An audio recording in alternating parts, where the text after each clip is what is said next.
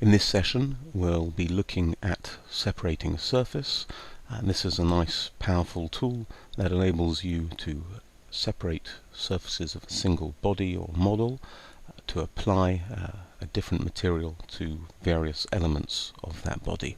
So let's take a look. So here within KeyShot I have a nice geometry with a couple of different surfaces, and onto the various elements here I wish to apply varying textures.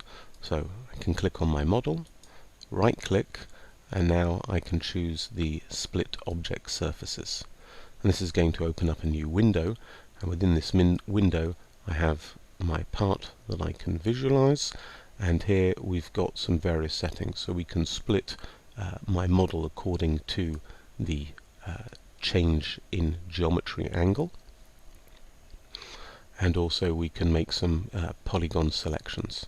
So at the moment we can see we've just got one part selected, and if I click on this inner disk surface I can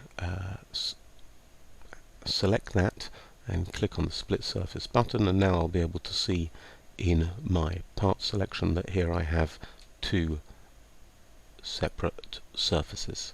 So we can now go on apply. That's the effect that I wanted. And if I go into my model tree, we can see that we have two surfaces. So we have the outer and the inner, and we can choose them as required. So here I can now go to paint. We can click and drag one color to the outside and another color onto the inside, and again we could add a range of different material options and change these as required.